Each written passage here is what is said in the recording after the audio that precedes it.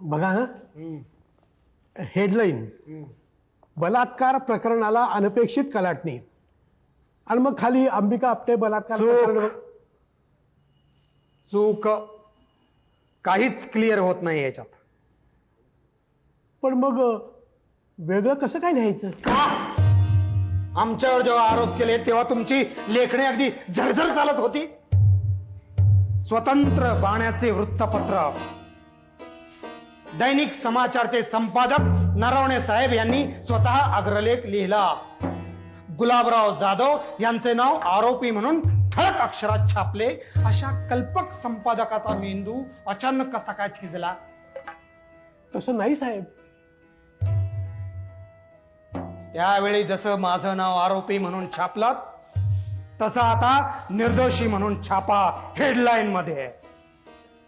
पण साहेब, शिवा आत्मारामनं जरी आरोपाची कबुली दिलेली असली तरी तसं अजून सिद्ध झालेलं नाही. आधी काय माझ्यावर आरोप सिद्ध झाले होते का? तरी नाव छापलत ना. आणि आता तर या प्रकरणाशी माझा काहीही संबंध नाही हे सिद्ध होतंय, तरी तुम्ही नाव छापायला तयार नाही. पण साहेब, शिवराम आपट्यांनी मला तसं सांगितलं, मला ते मानावं लागलं. हो, म्हणजे शिवराम आपटेंनी तुमच्या ऑफिसमध्ये येऊन तुम्हाला सांगितलं तर तुम्हाला ते मान्य आहे, आणि शिवा आत्मारामनं न्यायाधीशांसमोर सांगितलं तरी तुम्हाला ते मान्य नाही. आपण यापुढचे सगळेच खटले तुमच्या ऑफिसमध्ये भरवूया का, न्यायालय म्हणून? तसं नाही साहेब. तसं नाही साहेब, असं नाही साहेब. मग कसा? ए नरवण्या, या केसमध्ये मला शिक्षा तर सोडच, पण एकदाही न्यायालयात जावं लागलं नाही आणि लागणार नाही. मी निर्दोष आहे हेच सिद्ध होणार आहे, तेव्हा तुम्हाला माझं नाव छापावं लागेल. त्यावेळी नक्की छापू साहेब. त्यावेळेला तुम्ही माझं नाव छापणार नाही. का? का? कारण त्यावेळेला तुमचा प्रेस नसणार. अब्रू नुकसानाच्या दाव्यापोटी तो लिलावात काढलेला असणार, किंवा माझ्या कार्यकर्त्यांच्या मिरवणुकीत तो जाळलेला असणार. घ्या, हेडलाईन लिहून घ्या. बलात्कार शिवा आत्मारामने केला, उद्गारवाचक चिन्ह.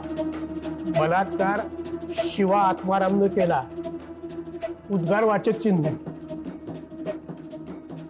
गुलाबराव जाधव निर्दोष. गुलाबराव जाधव निर्दोष, उद्गारवाचक चिन्ह. हे नाही प्रश्नचिन्ह. न्यायालयासाठी काहीतरी कामं ठेवा. समजलं साहेब, निघतो. बसा, मॅटर पांडू घेऊन जाईल. प्रेस कॉन्फरन्स संपली. खूप टेन्शन झालं ना, आता थोडं रिलॅक्स होऊया, स्कॉच घेऊया. काय घेऊया का नाही? शेवटी काही झालं तरी दैनिक समाचार आपला पेपर आहे. काय हो.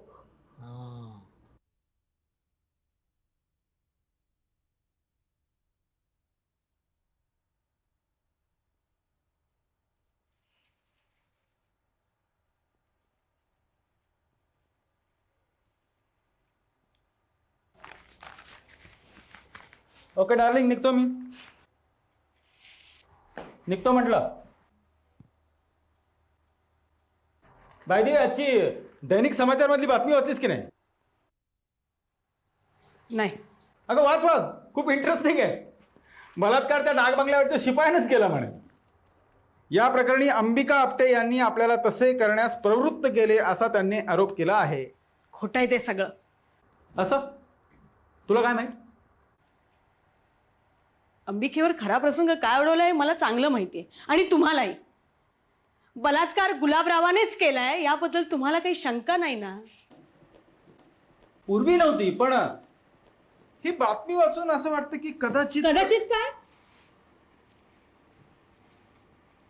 अंबिकानेच. काय बोलताय काय तुम्ही? अंबिका काय तसली बाई वाटली तुम्हाला? कोणाचा काही भरोसा देता येत नसतो. अंबिका तसं करणं शक्य नाही. सगळं शक्य आहे. Everything is possible. काय शेवटी शरीर धर्म आहे, तो कोणाला चुकायचा? स्त्री असो पुरुष असो.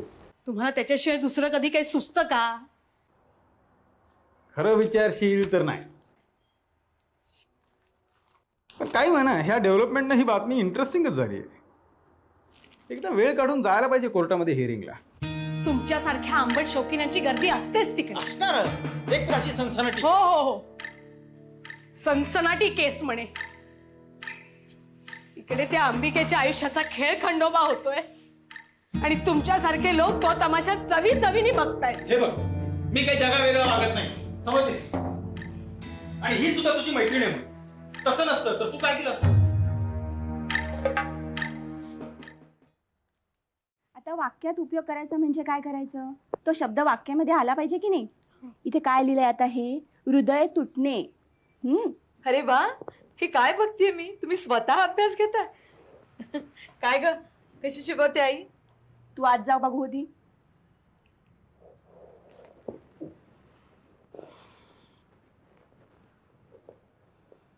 काय हो, काय झालं? हे बघा आपटेबाई, सरिताची शिकवणी घ्यायला आता परत तुम्ही इथे नाही आलात तरी चालेल. म्हणजे तिचे बाबा आता तिचा अभ्यास स्वतःच घेणार आहेत आणि जमेल तसा मीही. तेव्हा आता तुम्ही यायची काही गरजच नाही. तुमचा काही हिशोब असेल तर नाही सांगा. नाही, हिशोब काहीच नाहीये, पण मला जरा कळेल का असं तडकाफडकी तुम्ही हे सगळं? कशाला मला तोंड उघडायला लावताय? आतून ऐकत असेल ती सगळं. उगीच तिच्या समोर हा विषय नकोय मला.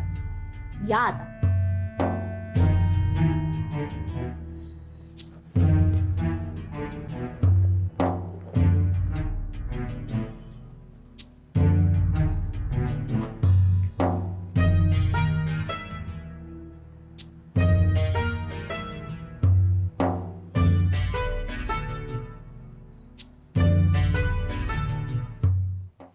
मला एक कळत नाही, एका माणसाच्या सांगण्यावरून केस कशी फिरेल? कोण म्हणतं फिरेल? केस फिरेल असं मी म्हटलं नाही. फिरू शकते, पण आपण ती फिरू द्यायची नाही. नाही म्हणजे नाही. पण हे प्रकरण वाटतं तेवढं सरळ नाही बरं का. म्हणजे शिवा आत्मारामनं बलात्कार केल्याचं रादर संभोग. अहो, तो गुन्हेगार नाहीये, गुलाबराव आहे.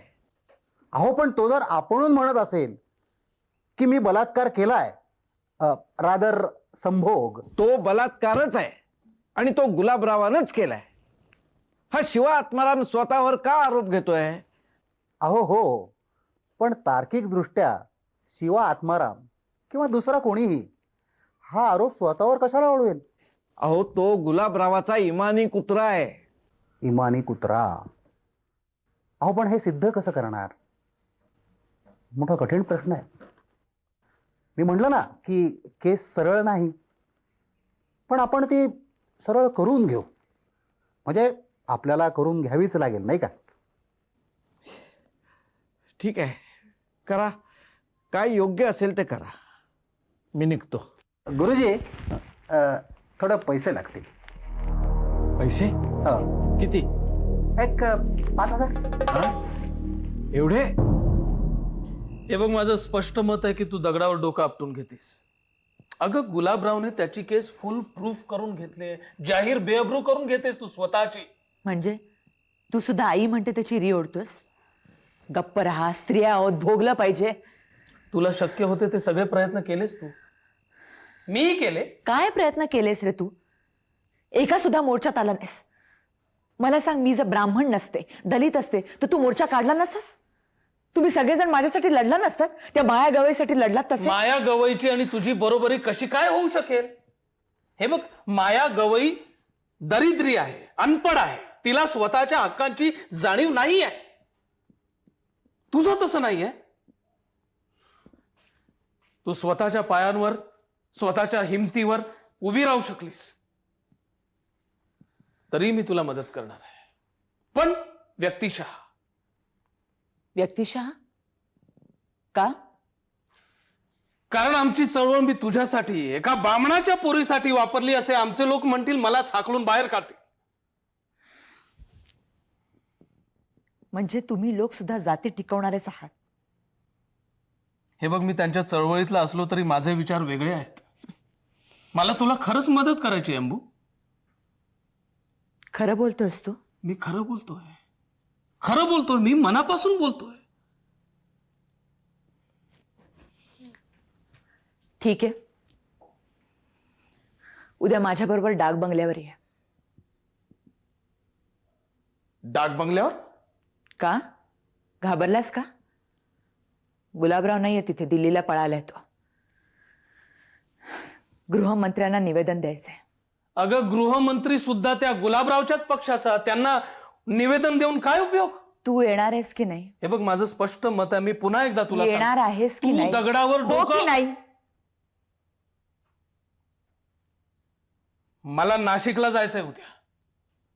जाऊ नकोस. माझी मीटिंग आहे महत्वाची. आणि मी काहीच महत्वाची नाही. तू हल्ली फार हेकेखोरपणे वागतेस. तुला माझ्या वागण्यातले दोष दिसत आहेत, तुझ्या वागण्यातले नाही. तुझ्याशी बोलण्यात मला काहीच अर्थ वाटत नाही. जातो मी. का थांबलास का? विचार बदललाय? डाक बंगल्यावर येतोयस?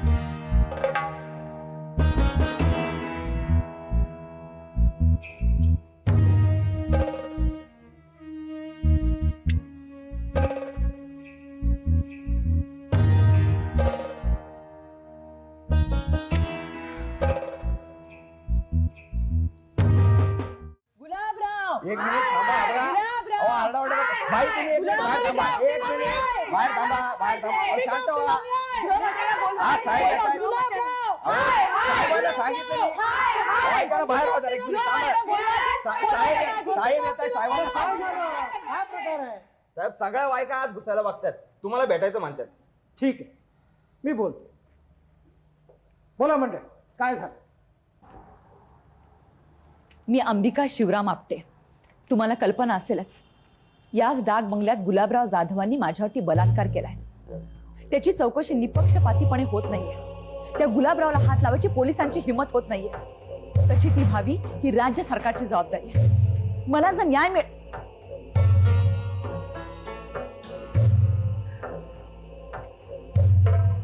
मी काय बोलते याकडे लक्ष नाहीये तुमचं?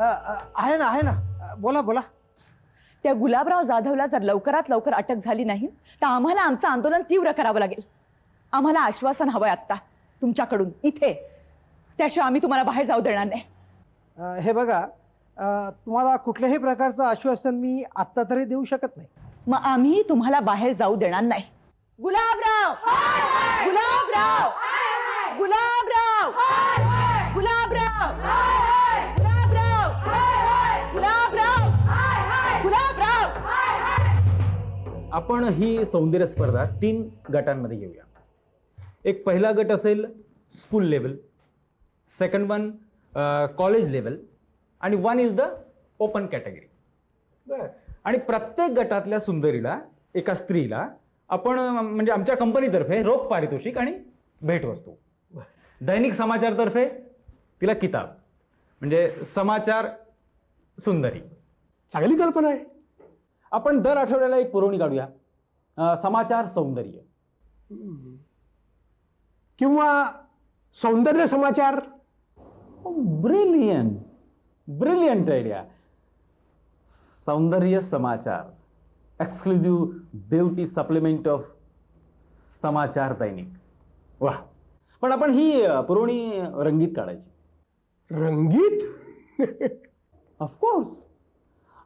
अहो, रंगीत पुरवणीशिवाय बाईचं सौंदर्य, तिचा कॉम्प्लेक्शन कसं दिसणार? पण बापूसाहेब, रंगीत पुरवणी काढणं म्हणजे जरा खर्चिक काम आहे. नाही, तुम्ही खर्चाची काळजी करू नका. सगळा खर्च आमची कंपनी करणार. मुळामध्ये आपलं हे गाव मॉडर्न झालं पाहिजे.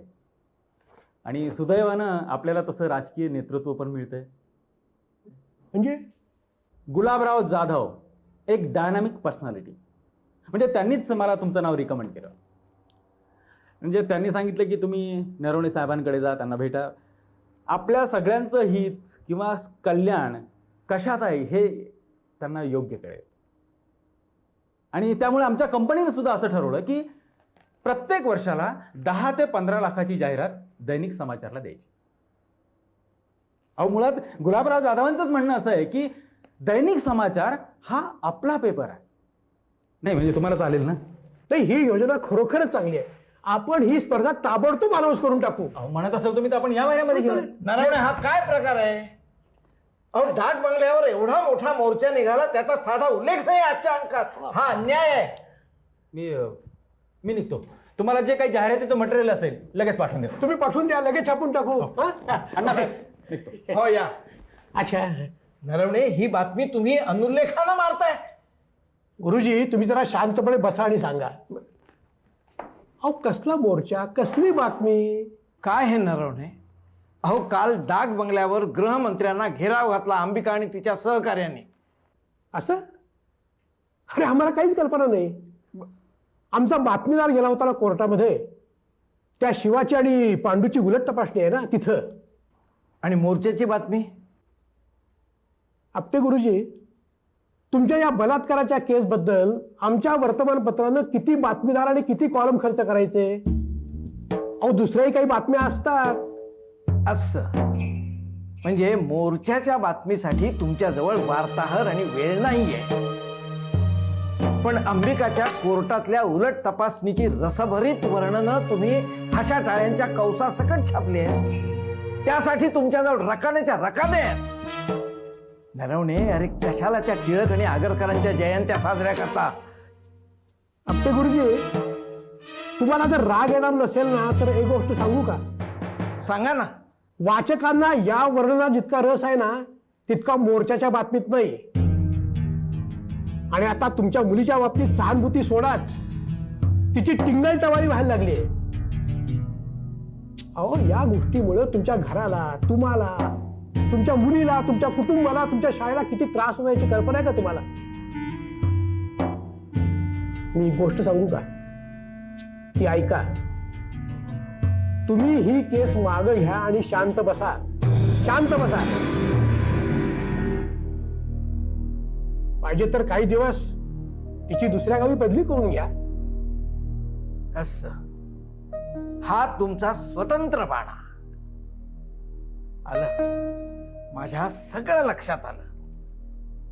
तरी मी विचार करतच होतो, समाचारमध्ये रोजच्या रोज शिवावर बातम्याच्या बातम्या छापून येत आहेत, पण गुलाबरावांच्या बद्दल एकही अक्षर नाहीये. हे कसं? पण आपटे गुरुजी, पुरे. यापुढं तुमच्या दरवाजात पाऊल टाकणार नाही मी कधी. धन्यवाद.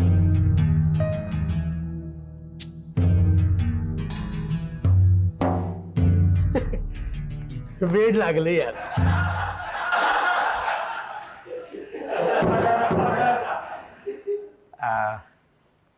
बाई, तुम्ही कधी संभोग घेतलाय? नाही. संभोग आणि बलात्कार यात काही फरक असतो का? संभोग हा दोघांच्या इच्छेनं, संमतीनं घेतला जातो, घेतला जावा. बलात्कारामध्ये जबरदस्ती असते. स्त्रीच्या इच्छेचा, मनाचा विचार केला जात नाही. नवऱ्यानं आपल्या बायकोचा तिच्या इच्छेविरुद्ध, मनाविरुद्ध जर संभोग घेतला तर त्यालाही मी बलात्कारच म्हणेन. त्यालाही तुम्ही बलात्कारच म्हणा. हो. अशील नंबर 2 यांनी तुमचा डाक बंगल्यावर जबरदस्तीने संभोग घेतला हे मी मानतो. संभोग नाही, तो बलात्कार होता, बलात्कार. आणि तो शिवानी नाही, गुलाबराव जाधवने केला होता. बाई, कृपा करून माझे अशील नंबर 1 गुलाबराव यांचं नाव घेऊ नका. झाला प्रकार, तुम्ही कितपत एन्जॉय केला? I object my lord. Objection overruled. Proceed. या प्रश्नामध्ये गलिच्छ वृत्ती आहे, दुसऱ्यांचं दुःख एन्जॉय करण्याची वृत्ती. बाई, हे न्यायालय, शाळा नव्हे. मुद्द्याचं बोला, मुद्द्याचं बोला. झाला प्रकार, तुम्ही कितपत एन्जॉय केला? बलात्कार कधी कोणी एन्जॉय करतो का? तो निव्वळ बलात्कार होता की काय हे सिद्ध व्हायचंय अजून. शिवाय साखर संडासात खाल्ली म्हणून गोड लागत नाही की काय?